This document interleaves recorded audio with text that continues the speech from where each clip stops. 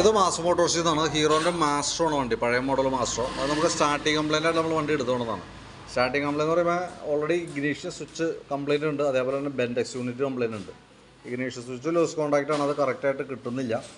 പിന്നെ ബെൻഡെക്സിൻ്റെ കംപ്ലൈൻ്റ് ആണ് സെൽഫ് എടുക്കാനായിട്ട് ബുദ്ധിമുട്ട് കാണിച്ചിട്ടില്ല. ബെൻഡെക്സ് സ്റ്റക്കായി പോയി കേട്ടോ. അപ്പോൾ ബെൻഡെക്സ് യൂണിറ്റ് മാറ്റി നമുക്ക് അതിൻ്റെ വർക്കിംഗ് ആക്കാം.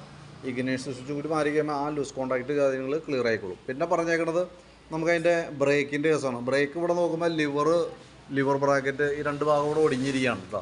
അപ്പോൾ അതൊന്ന് മാറ്റിയിട്ട് വേണം റീസെറ്റ് ചെയ്യാനായിട്ട്. ഫ്രണ്ടിലത്തെ ബ്രേക്ക് ലൈനർ നമുക്ക് അഡ്ജസ്റ്റ് ചെയ്യാനുണ്ട്. ബ്രേക്ക് കേബിളൊക്കെ പുതിയതാണ് കിടക്കണം. അപ്പോൾ ജസ്റ്റ് ഒന്ന് ബ്രേക്ക് അഴിച്ച് ക്ലീൻ ചെയ്ത് ക്യാമൊക്കെ ഒന്ന് ഗ്രീസ് ചെയ്ത് റീസെറ്റ് ആക്കാം. ബാക്കിലേക്ക് വരുമ്പോഴത്തേക്കും ബാക്ക് ബ്രേക്ക് അഡ്ജസ്റ്റിങ് ഒരുവിധം ആയിട്ടുണ്ട്. അപ്പോൾ ബാക്ക് ബ്രേക്സ് നമുക്ക് മാറ്റേണ്ടതായിട്ട് വരും കേട്ടോ. പിന്നെ അത് കൂടാണ്ട് നമുക്ക് അതിൻ്റെ എഞ്ചിൻ ഓയിലും കൂടി മാറ്റുന്ന സമയം, കാരണം ഓയിൽ ലെവൽ കുറവുണ്ടായിരുന്നു. അപ്പോൾ ഓയിലും കൂടി കൂട്ടത്തിൽ കൂടെ മാറ്റുന്നുണ്ട്. പിന്നെ സീറ്റിൻ്റെ കംപ്ലയിൻറ്റ്, സീറ്റ് ക്ലിയറായിട്ട് അടയണില്ല എന്നുള്ളൊരു കംപ്ലയിൻറ്റ് ഉണ്ട്. അതിൻ്റെ മെയിൻ പ്രോബ്ലം എന്ന് വെച്ചാൽ ഈ ലഗേജ് ബോക്സിൻ്റെ ഭാഗം ഇവിടുന്ന് പൊട്ടിപ്പോയേക്കാണ്. അതുകൊണ്ട് അപ്പോൾ അത് നമുക്ക് അസംബ്ലി ആയിട്ടാണ് വരാം കേട്ടോ. അത് ഓൾറെഡി നമ്മുടെ കയ്യിൽ അവൈലബിൾ അല്ല. അത് നമുക്ക് അത്യാവശ്യം വന്ന കേസുകൾ ഓർഡർ ചെയ്തെടുക്കലാണ് പതിവ്. അപ്പോൾ അങ്ങനെ ആവശ്യമാണെന്നുണ്ടെങ്കിൽ അതൊന്ന് ഓർഡർ ചെയ്താൽ നമുക്കത് ഓർഡർ ചെയ്ത് വരുത്തി എടുക്കാവുന്നതാണ് കേട്ടോ.